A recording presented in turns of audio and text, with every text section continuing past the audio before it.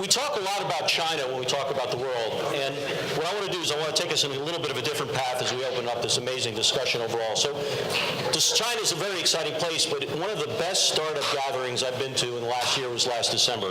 It's 5,000 young women and men who are building amazing companies, unbelievably competitive, working very hard. The only thing that was interesting about that gathering last December is it was in Cairo, Egypt, and the 5,000 entrepreneurs were Arabs from Egypt mostly, but all across the region. More interestingly, 24 hours before that gathering, a different group of 5,000 young entrepreneurs were gathered in Beirut, Lebanon for the same purpose. Now, I can assure you that if 10,000 young Arabs gather in 48 hours to talk about the Muslim Brotherhood, we in this room would all know about it. I submit that probably no one in this room knew that this just happened before, and it's going on everywhere before. In the last 18 months, I've flown over 360,000 miles, Southeast Asia, East Africa, Middle East, Latin America, and I'm seeing this kind of thing happening everywhere, not just in the big cities, but all across different areas overall, because I think the greatest technology trend today isn't some of the great technologies we're about to talk to, blockchain and AI and so on, as powerful they are, but I think the greatest tech trend, which is not understood, is the access to technology pretty much everywhere. 2 years ago, we were sort of astounded to think that 70% of the world would have a smartphone in their pocket. The supercomputing capacity that all of NASA had to put a man on the moon in 1969 is 70% of humanity's pocket. But now what we're talking about is that 70% of humanity with smartphones have access to blockchain and to AI and to genomics and are doing amazing things with it, I think, in very, very powerful ways. On top of this, in a lot of these rising markets, you have the fastest growing economies anywhere. And in fact, if you look at some of the places where I spend time in Southeast Asia, Middle East, some of Africa, some of Latin America, in 20 years, Price Waterhouse will tell you that these regions in combination will have larger economies than the United States and Europe in combination. So it's an amazing phenomenon, and it was touched on by Richard. It is very much a bottom-up phenomenon, right? This is a friend of mine who really covered a lot of different impact investing in Africa, who used to say the top-down institutions think of people as problems to be solved. Bottom-up is the unleashing of talent so people can solve problems for themselves. And I think this is one of the things that we're seeing, because the top-down matters. We're going to talk a little bit about why it matters. The data suggested that it matters, but I think, as Richard said about America, is true for the world. I think what is happening here is the bottom-up. What is so interesting to me of all, and what's going to be so relevant for this panel, is everywhere I go in the world, I run into almost no Americans. Sequoia is out there a little bit. Excel is out there a little bit. Every so often, Andreessen Horowitz, or American investor, will be there. American companies certainly will have their track record there, but there's very, very little capital from the U.S. being thought of in these markets whatsoever, despite the trends that we just discussed and I raised out there. So let's get right into it. Jack, I'd love to start with you, because you are an amazing woman, not only for what you've done here in New York, founding Future Perfect Ventures, and what you've done in many areas around the blockchain and machine learning overall, but I've run into you in many parts of the world. I know, it's unusual to be in the States with you. I'm excited. So tell me, as an investor, your lens on the phenomenon that we've just been talking about for the last 45 minutes. Yeah, I mean, I think it's kind of revolutionary. And about 10 years ago, I gave a presentation at Web Summit, or one of these conferences, where I talked about China. I talked about new business models being enabled by mobile, the kind of mobile money phenomenon we've seen in East Africa. So the fact that innovation was happening in other pockets and wasn't really always originating in Silicon Valley, and this whole idea of reverse innovation, that we're now using mobile money, but it's been in place for over 10 years now in East Africa, and so it's great to see that we now have enabling technologies such as mobile, cheaper processing power, internet connectivity that allows entrepreneurs to be connected, to learn from others around the world, and start their businesses locally and address local problems. When I started Future Perfect Ventures 5 years ago, it was a new type of thesis. I said, you can do early stage venture on a global scale. And most limited partners thought I was crazy. They said, a venture is a local business. You see Sand Hill Road in Silicon Valley, which, by the way, I spent 5 years, 9903, out there, very familiar with the great ecosystem in the valley.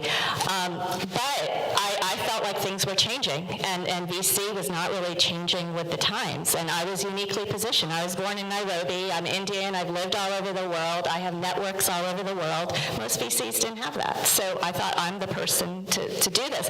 And then I also got into the blockchain sector, which is unlike anything I have ever seen in my 25 years in the tech sector. It is truly bottoms up. It is truly global in a way we haven't seen before. There is no one city geography that has a lock on that innovation. And every city right now and every investor that's been very localized is scrambling to build the right portfolios and networks to be able to invest in this space. So, I think the combination of blockchain tech and then the fact that there's so much competition for deals in the Valley, right? I mean, the valuations are crazy. It's gotten more expensive to live out there. You have startups moving elsewhere. Is going to all of these factors together a perfect storm for the true globalization of venture capital. There are people who suggest, Schack, that blockchain actually, the revolution is going to come from emerging markets because things are good enough in so much of the West that there are going to be opportunities now to completely leapfrog things that we take for granted. Can you talk just quickly? Sure. I went to my first Bitcoin conference in 2013 when I was putting together the thesis for Future Perfect Ventures, and I thought I'm going to make this the cornerstone of the thesis. And the idea of being able to move money across borders at low cost or no cost and actually have ownership of that money through these private keys that reside on the blockchain. There's not a bank that will control my capital or decide when I can have access to it or charge me $50 to send it across the world. That to me was just such a powerful concept. And having spent so much time in emerging markets, we have 2 billion unbanked people. We also have 1.5 billion people without identity who will never get credit histories, et cetera, unless we use technology to be able to do that. And so I think it was because of my global standpoint that I was able to see this opportunity before most other investors did. And so I've spent the last 5 years building an amazing portfolio globally in this sector because I saw those opportunities to leapfrog. And I think a lot of the Valley VCs or US VCs said, we have functioning credit cards, we have banking systems, a little bit of improvements, not that revolutionary, where this is really revolutionary technology for most of the rest of the world. Ian, at co-founding Graycroft LLC, you've been in amazing companies here in New York and elsewhere across the spectrum. A lot of it has been in fintech, Venmo, and so on. Your own background is based on what you've done entrepreneurial with fintech and payment encryption. How is this world looking to you? So we agreed to give Jarek all the hard questions in advance of the panel. It's very easy for me. So let's talk about crypto first, and then we can go back to geographic distribution of companies. The notion that crypto is free and unlocks a ton of value, while I like that idea, is a fiction. That's not the truth. So if you use a wallet provider, use somebody else in the ecosystem, there are significant downstream costs, oftentimes greater than sending money through other known channels, plus risk. And second is that the next generation peer-to-peer transfer companies like Asimo out of Europe and others in Africa are significantly lower costs than $50 to move money. We're talking $2 to move money, at which point it's actually below the threshold that you can transfer over a blockchain using wallet providers that take 10 to 20% of the principal every time you move money. But can I just say something to that? That's a common thing that people like to say here in the U.S. If you remember the internet in 1994, it was slow. We couldn't use it for a lot of other things. And blockchains are clunky right now, but they are being used actually in a lot of places around the world. You can't look at the technology in a static way. One of the things we do as VCs is look at what's going to happen 5 years from now, who's working on development, and what I've seen in terms of development talent entering this space is phenomenal. Just on the same kind of scale, or even more so because it's more global than I saw with the internet. I've been investing since '99. I've been in tech since '94, and so I have that context of seeing the way the internet was built out. And this, to me, is actually an accelerated version of that. So I agree. It's not the cheapest, fastest in every single situation, but I think what we'll see in the next few years is it will be. Ian, please. Really, it's important that, by the way, crypto and blockchain. I just want to clear up misconceptions out there. And then just to go from crypto to blockchain, I downloaded the Ethereum code base because it's open source. It's a really good high school science project. It's got thousands of vulnerabilities. It's something that I would code in 48 to 72 hours of a sprint when I was a junior in high school. It is not something you would ever trust real money on, and yet people are trusting real money on it. So, I think that there's a lot more momentum, and obviously things are changing very rapidly. I think that there is a lot of opportunity in the space, but I think where we are now versus where the illusion of where the market thinks we are, that there's a huge gap in perception between what some people think we actually have versus what we have today. So turn to global, because that's powerful, and that may have some ramifications for the long term, if not short term now. How do you think about it? Your success has been very American. When you hear about some of the data that we've talked about today, and some of Jalek and my experiences, do you guys just say no mas, someone else will do that, or how do you think about it? I was thinking to myself, we're in 20 some odd countries with our portfolio, so we just happen to be on different airplanes. It dawned on us about 10 years ago, after the iPhone came out and you have this app store, that distribution of software is changing. And virtually everybody on this panel would agree that distribution of software is changing, that there's a lot less friction for SaaS, for games, for applications. And you could have 5 smart developers wake up in Iceland, which has a population of like 330,000 people, smaller than my zip code on the Upper East Side, and they can code some piece of software in a weekend that goes global very fast. So the game has gotten harder for VCs to play because we have to monitor all of these small teams of developers globally. And also, it's not guaranteed that that next company is not going to be out of Estonia or Iceland or some other small market, Lithuania. So we're on airplanes a lot. Yeah. Beth, it's wonderful to have you here, Managing Director of FirstMark. You've had great investment experience in consumer tech and mobile, among others, both there and with WME Ventures overall. But what I love is you've also been in the arena. You were the COO of Fab. You were a senior executive at Etsy. As you think about these shifting worlds, and as an investor, how can you play here? Should you be playing here? What do you think about it? So it's interesting. The historical belief is that tech is born in Silicon Valley and existed in Silicon Valley. And you're seeing a bunch of things change. One, while there is many firms and a lot of dollars there, there's more and more innovation across the entire country and the world. And so sitting here in New York, you think, okay, well, if I want to be competitive, does it make sense for me to go west and spend a lot of time in Silicon Valley, or does it make more sense for me to go east? And it's increasingly making more sense to go east. There is a lot of innovation happening across.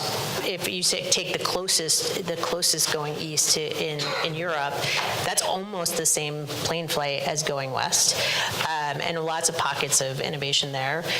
Two, sitting here in New York, and I think across all of our firms, we have deep relationships with the Fortune 1000 and other institutions here in the U.S. that come working with companies in Europe and elsewhere and bringing them here to the U.S. is a competitive advantage for us because we can help do that. And so To answer your question, I think that it's not only it's becoming more distributed and as well as more global. And what does that mean for you operationally? I mean, you're fundamentally here. How do you actually be competitive? I mean, the thing that's so interesting in the data that we shared before is you have ecosystems rising. China's the big story, and we'll come back to China before we open to questions, but it's not just China. There are hubs of capital now that are being deployed locally that are making those areas more competitive as well. So how are Americans going to actually begin to embrace this when so much of your history has been engaged here?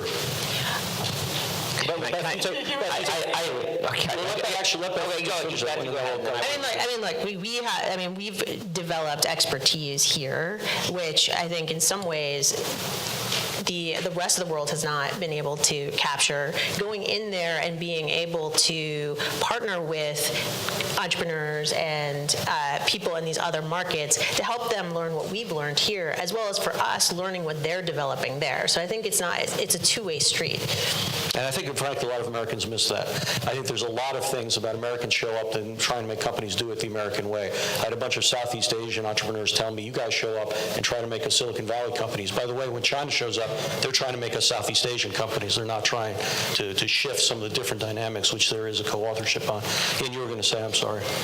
Well, none of these companies in Lithuania or Estonia are big unless they get to the U.S., period. The countries are not big enough. GDPs are too small. It's uninteresting. So they come to us, first off, because they want the U.S. market. Second off, the local, the big LPs of venture capital look at this broadly from a capital allocation perspective, and they think to themselves, oh, if I invest in tier 1 U.S. VC, I'm going to get all of those striving companies out of Europe, the best of the best, that want to get to the U.S. market anyway. So I may miss the first $50 or $60 million of value creation because we're not going to do the seed and Series A, maybe we do the B, but I still get it. Eventually, it's all U.S. VCs and companies like Spotify, right? So they are going to get access to those companies by investing in tier 1 U.S. firms.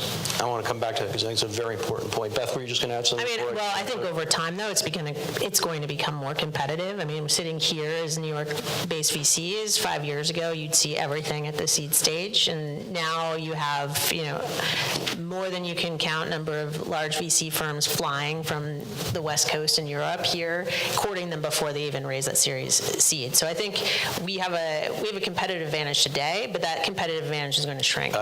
Just as a quick show of hands, how many people, I know I can guess what will happen here, how many people here raise their hand know the company Gojek? Unbelievable. So Gojek is the largest ride-sharing company now in Indonesia, which is one of the largest markets, but they're about to blow out across all of Southeast Asia. They're also about to raise $2 billion at north of an $8 billion thing. They don't care about America 1 cent. And as importantly, because they have all this data about what customers and ride-sharing are doing, they're about to become probably the largest payments company and financial institution in Southeast Asia because they're doing that. So I think, Beth, your point is an important one. Where we are today isn't necessarily what's about to be happening overall. Eric, I'm dying to get you in here at all with Eric, with Lara Hippo, but you also have deeply been in the arena. You've been the CEO of Huffington Post. You've been the chairman of Ziff Davis. You've been very global-minded in your thinking, and now you're doing a lot of very interesting things. How do you think about engaging in this shifting world? After all of this time, I've lived in 5 different countries in my life. I've invested literally on every continent, perhaps not in Africa. And I've come to the conclusion that the best investment are local investments. That if you're not part of the community, if you're not building and helping build an ecosystem, and if you're just parachuting in, even to the West Coast. I mean, we actually do investments on the West Coast, but I always ask my investment team, how come they come to us? Why can't they find the money where there's obviously geysers full of money on the West Coast? So are they coming to us because we're kind of the last resort? So there has to be a good explanation for that. But I'm also I understand with technology is affecting every sector of the world, of the economy, and therefore it's only natural that there should be and hopefully more all kinds of startups all over the place. But I, for instance, lived in Brazil for many years, and I built a few businesses there. And it's incredibly difficult to build a business in a country like Brazil, where all the rules rules and all the regulations are meant to defend the incumbents. So the regulatory environment is there to prevent startups from challenging new companies. And the barriers along the way, China, great country, obviously, and all of that. But China is a closed economy controlled by a few people for political benefits. And if you look at the big Chinese companies in tech, Alibaba and Tencent, for instance, they are all completely beholden to the government. And so the idea that you can then have this thriving economy from the bottom up that is free to do what it needs to do, like we, to some degree, do in the United States. We could probably do with less regulation too, but we're probably among the most open economies in the world, and it's still very difficult to build a new business. A lot of them fail. You've got to be tough. You've got to be resilient. And so I can just imagine to do something that's significant in an economy like India or like China must be very difficult. And it's opaque. If you look at the valuations of the companies that are being named the stars, they're completely absurd. Billions of dollars going to companies that will rent you an electric scooter. It makes no sense whatsoever. It means that all valuations of all tech companies have to be re-upped by 10x in order for these companies to have an exit for VCs who come in at these absurd valuations. And so it's kind of rigged. So I'm very happy to be here in New York. I invest primarily in New York. We're early stage investors. We're part of the community. We're helping build the ecosystem.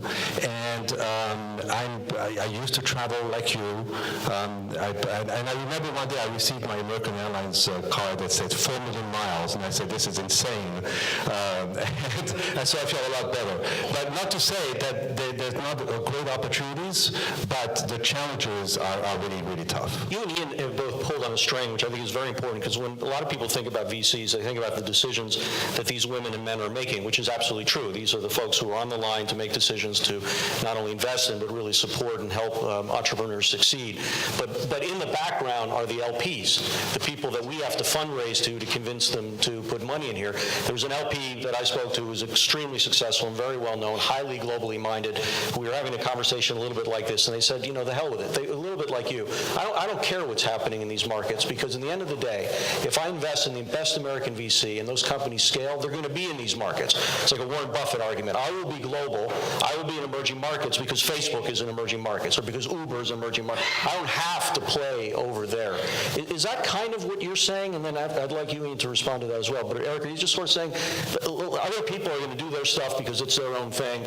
We'll participate when our companies go abroad? Or are you saying something a little bit different? Yeah, I'm saying that it's very difficult to be a VC. It's a tough business. Of all the businesses that I've been around, it's the one that you have to have the longest thinking possible. And if you add the fact that you are not part of the community, that you are some sort of a foreigner who's coming to teach them how to do things, you're going to end up in bad situations. And I've been in those bad situations. And so I want to, if I'm going to take money from LPs, which I do, I've got a fiduciary responsibility to be as responsible for that money as possible. And I'm only going to invest in things that I'm comfortable with and the things that I understand. Now, blockchain, I don't really understand, and I do invest in blockchain in the sense that there is a sense that there is something going on here, and you have people that you can talk to that kind of have their point of view, like Schack. But so that's fair, and that works. But to go invest in someone who competes with Uber in Jakarta, give me a break. I can't do that. Though I quite frankly wish I had, since Uber is about to leave Southeast Asia with their tail between their legs. Ian, what do you think? I really like your comment that the best emerging market investment of all time is Facebook. Well, there are reasons why. I reframed it, but yeah. It's very hard because in order for the math to work for a traditional venture firm, you need to have companies that in the aggregate sell for billions of dollars. Could you just give, for a lot of audience understands what you just said, but give them a two-sentence version of that economics, because that is a central driver of this conversation in a way. I mean, if you have $100 million to invest, and let's say we're not majority shareholders in any company, right? So we own 10 or 20% of everything at exit. To generate $400 million back, what's 400 million divided by 0.22 billion? So you need $2 billion of top-line exit value. That's really hard. It's really hard. I mean, and you look around globally about where the big outcomes are, and they're not in Cairo. Now, you would have, if you funded all 5,000 companies and they were all cheap enough and they were all sold for 10 or 20 million, I mean, you can come up with math that works, but you really have to work hard to get $2 billion of exit value in $10 million increments. So it's the hits business? Is this the hits business? Yeah, of course it is. How about maybe the informed hits business? Yeah. I mean, I don't know. I think there's ways to, as Ian said, I mean, if you're looking at one or two huge outcomes, which is kind of the way Silicon Valley has always looked at it, is, you know, we'll have one or two major hits and everything else, it doesn't matter if it fails, but there are other ways of having, you know, really good outcomes for a larger percentage of the portfolio, which actually, by the way, has been the case through my venture career, and it's still come out to a 4X.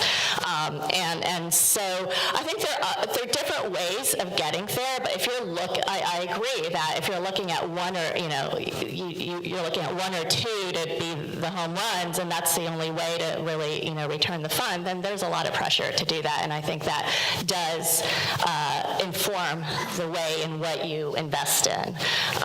So I think there are different ways to get there. Traditionally, it's been that, you know, we just count on one or two to do it. Beth, how do you handle these kind of very key issues about it being the hit business by the dynamics of it, informed hit, however you want to do it? But you got to have a couple of big winners that are really going to help the fund. And distance is a matter, local matters tremendously, the regulatory environment's person, and yet all the phenomenon of impact of economic growth is also happening. Both things are true. How do we navigate that as investors? I mean, based on at the core level, every individual investment, you need to believe that there is a path to be a very, very big business. And so there's a couple of dynamics that happen to that. One is, how fast is this company growing? Because you need this company to actually be a really big business in a reasonably short period of time. So even though the horizon is 10 years, if you look historically over time, some of the biggest businesses have taken decades to build versus, you know, 1 decade to build. Two is, you know, all of the other factors, market and team and all that other stuff. So I think that's the one fundamental piece, is how big can this business get? So when we see entrepreneurs, we see a lot of great businesses that actually don't have that dynamic of, like, you know, you're running after a really big market, the problem that you're solving is also really big, and you have like a really unique solution in order to hit on both of those things and be a big business.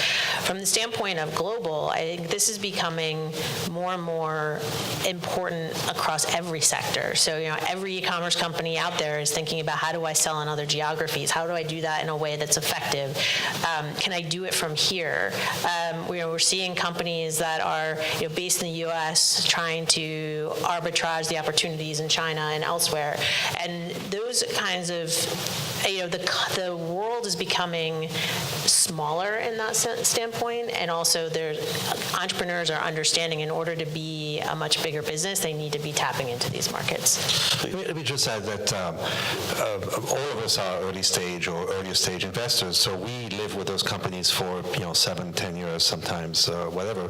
Rarely have I seen a company being sold or going public, for that matter, or having an exit, where the international portion of what they do is a significant factor.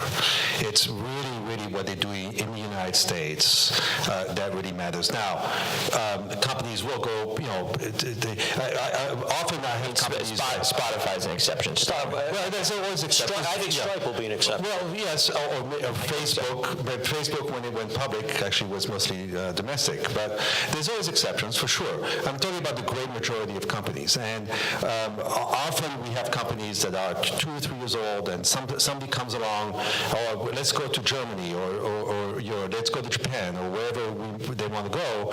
And my advice to them is, you will not be valued at that stage of your life as to whether you're going to go to those places or whether you're going to continue to focus on the United States, where you're going to get better pricing, better margins, you're going to, better understanding of the environment and all of that. So before I open it to questions, I think looming over this is what was touched on before, which is that China thinks differently than what we're talking about right now, okay? So I had this conversation with a well-known friend of mine in Silicon Valley, you guys would know, about, how do we think about this very kind of conversation and China? And he said something very interesting to me. He said, look, China's obviously very important. They've got a big market. They're going to do their thing overall. But why am I worried about them? Huawei has got 6% market share in the United States. Who cares? Maybe they'll get to 8%. We have all these other advantages that people talk about, to which my response was, Huawei doesn't care about getting bigger than 6 or 7% necessarily in America's market, because they're gearing to have 70% everywhere else. And I think one of the things that's so interesting about China is not just that they're rising in their own market with a lot of very interesting dynamics that have allowed these companies to scale, but China is now going to these markets that we're saying don't matter. Because I can tell you that I was in Sao Paulo a month ago, and I saw Chinese investors and DD and other companies everywhere. And it's not just the Belt and Road countries, but China is looking, where is great technology everywhere, and how can we work with local investors so they can take care of the locality of it, so that we can become competitive in a new way of thinking in a global sense. So starting with what you said before, really kind of what we're dealing with now, but the next 10 years will look differently? Or do you think what you just said a moment ago really holds for the inevitable future? Yeah, what's really hard for us to deal with China is that we're a completely different way of thinking about the future. They're basically a colonialist nation. They're like what Europe was back in the colonial days. Their belt and suspender strategy is basically, whatever they call it, is basically giving cheap loans to developing countries who can't afford, like Pakistan is a good example, who then can't afford to pay them back, and they take ownership of the assets like ports and terminals and things, and all of that in Africa. They're all over Africa giving money away. We in the United States just don't do that. Now, should we do that? That's a whole other discussion. Well, we had a thing called a Marshall Plan. Yes, but the idea that this is that one belt, one road is a strategy merely to put a bunch of countries into receivership so they can seize the assets, I would say is a fairly simple view of what's happening. It does happen. It happens in Sri Lanka, but that is not, their strategy is not to benefit simply by a lot of receivership. Their strategy is to be where the money is. This is where the economic growth is. This is where people have mobile devices. I guess my point is simply put is that we don't have a state-run economy. That's all. Yeah, and I think India, if you look at India over the last 5 years, China has been so active in terms of investing later stage rounds in some of the companies there. And they've been way more active than the U.S. has been from a tech and investing standpoint. So they're, but I would also say they're also active here. I have a number of Chinese LPs in my new fund because they realize they can't ignore the U.S., that a lot of innovation is still happening in the U.S., and there's a lot of entrepreneurial talent here, and that's not going away. So I think, they are going to the rest of the world, but they are concerned about not having tabs on what's happening here in the United States. Yeah, I'm a bull on the Chinese market, so I'll take the opposite side of, if there's an opposite side, I don't know. Our most successful investment, perhaps, is this company called Ika that no one has really heard of, but it's the Square of China. And the company is 3 years old, and the numbers are astonishing. Yeah. They're already 50% bigger than Square in transaction volume, and it's a 3-year-old company. Now, they have a monopoly because they have a license, and they're the only company that can do what they're doing in all of China, and there's 1 billion people. And the funny part, just to go into one quick anecdote, they have these agents that sell the product because it's hand-to-hand combat. And I asked the guy, how many agents do you have? And we got 4,000 agents. And I said, can I meet with an agent? And I walk into a room and there's 30 people in a room. I'm like, I want to meet with one agent. No, this is one agent. So I said, you have 4,000 times 30? Like, oh yeah, we have 12,000 people. I'm like, there's humans everywhere running around selling product. It's just a completely different way of thinking about business.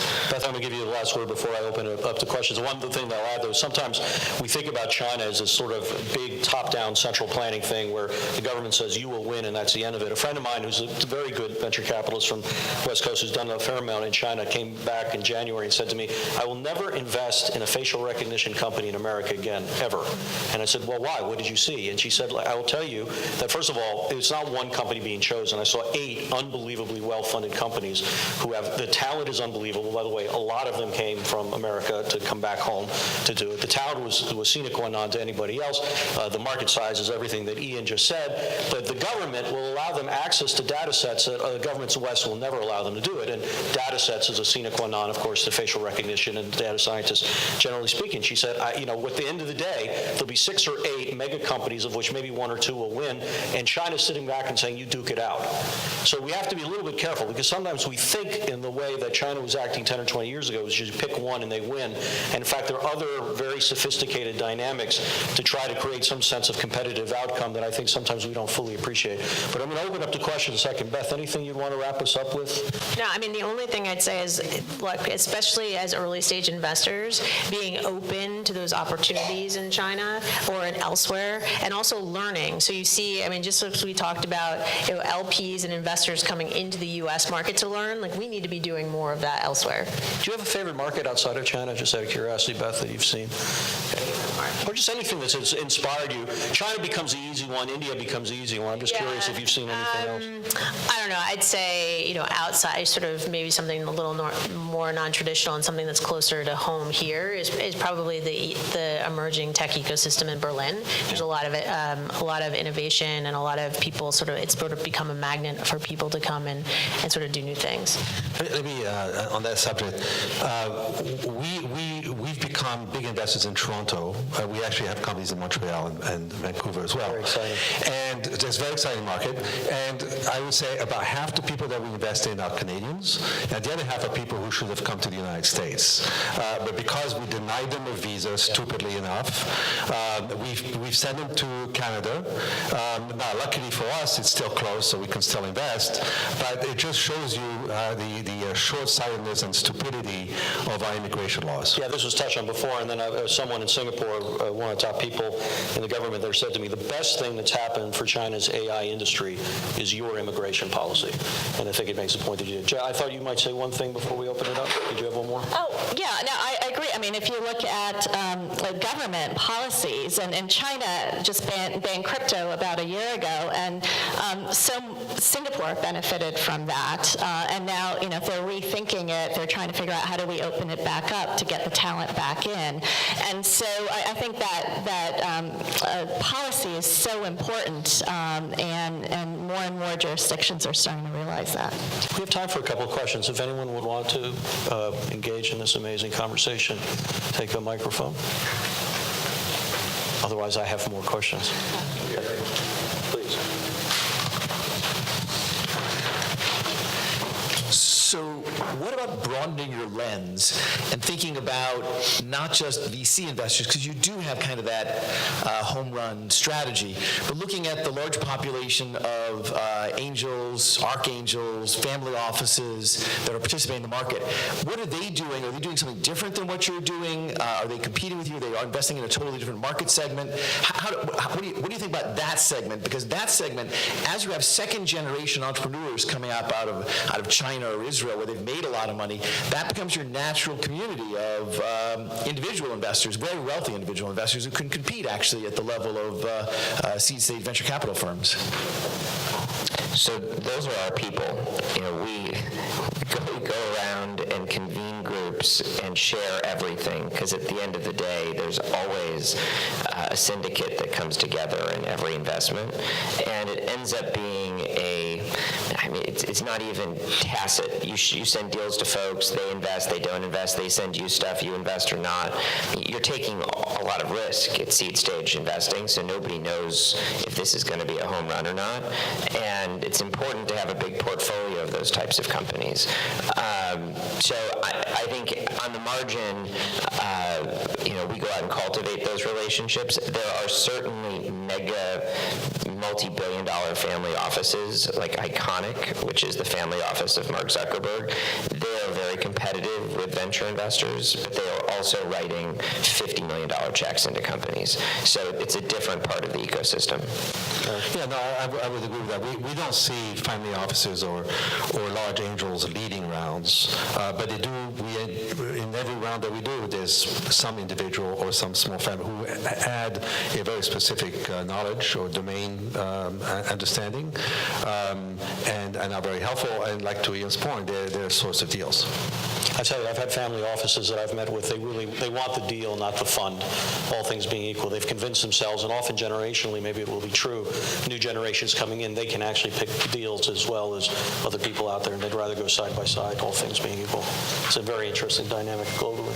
But then they come to you and ask for your opinion on everything, which is not bad. Yeah, not a lot of free consulting overall. Yeah. And there was an interesting dynamic. I met with one LP that was not a family office, but related to a family office, who said, yes, we love, by the way, emerging markets. We want to be there, so we're in China. And I said, oh, okay, very exciting. And who are you invested in China?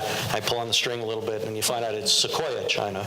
And you pull on the string a little bit further, and what you realize, the reason they went into Sequoia, China, is they think if they're well-behaved, they might actually get into Sequoia. So that's the strategy to come full circle. It's kind of interesting. Any other questions from here? Because otherwise, before we wrap up, I wonder if I could just ask you guys to look out in the future, because you are very experienced and very successful in what you've built into the world today. The world is definitely changing in many ways. If we were sitting here, inshallah, we will be sitting here 5 years from now. Do you think your strategies will be different? Do you think there's something that will be fundamentally, structurally different about, I'm not asking you to predict what the new tech is, I'm not asking you to predict what companies you'll invest in, but as you think about your business and how you think about engaging in the world we're talking about, if we could just do a quick wrap up on the four of you, how will we be having a different discussion about your company in 5 years, Garrett? Well, I think VC is without a doubt going to change, and I see it from the way investing is evolving from the crypto and blockchain sector, because that's what I focus on. But it is global. You cannot ignore what's happening anywhere else in the world if you're involved in this sector, and if you believe that this sector is going to be a big part of the future. What I've been building over the last 5 years is just networks of funds and individuals around the world where we share information on a regular basis. I'm talking weekly, and we're seeing each other, at conferences around the world, because that's just a function of staying on top of what's happening in the sector. And that also means that we're very specialized in what we do. And I think Andrew Easton has also just started having a lot of more smaller funds that are more specialized. I think as you get global, there's more velocity of information, more deal flow. And if you do want to cover the world, then you will need to be specialized. Now, if you want to be generalist, I think it's okay if you're focused on one region. But if you want to cover the world, you'll have to be more specialized. Ian, Greycroft 2023, what's it going to be? I think the structure of capital formation is changing with syndicates and AngelList, and it's funny. We spent probably 9 months competing for a deal last year and finally got a piece of it. And I was out to dinner with a friend who was telling me about this really hot company he was investing in.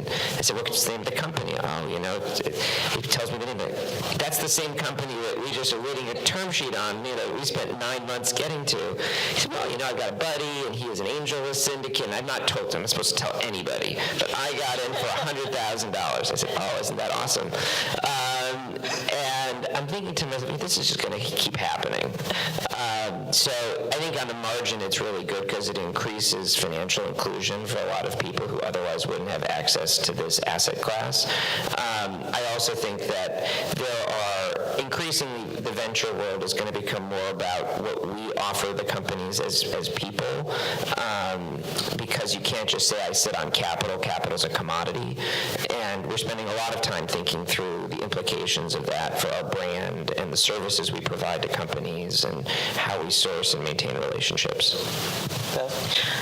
I 100% agree with Ian on the entrepreneurs are going to have, even today, they're much more exacting than they were 5 years ago about their partners and what they expect their capital providers to do for them, and almost as an extension of the company. And so when I was at WME Ventures, it was amazing that we could go in and compete with relatively large, much bigger firms than us with the value proposition of like, here's the access that we have to corporates and expertise and whatever that was very differentiated from our counterparts. And so I think that's going to increase. And also from the standpoint of coming into deals earlier, so you're seeing larger firms come in earlier to get ownership and to get into deals because it's becoming increasingly competitive. And so sitting here as a traditionally Series A firm, when we look at many of the seed funds that we had worked with in the past, if you look at their portfolios over the last year, almost all of them have a large Series A investor already in those deals. And so I think that the dynamic around how we come in, when we come in, the value that we need to bring, the brands that we need to build. And then the second piece, and going back to the global nature of it, I imagine in 5 years there's going to be more question about is that strategy important? And so right now, in a lot of the companies that we look at, it's not even one of the questions that we'll ask, but I imagine over time it's going to be one of the pieces that we're going to be discussing. Derek?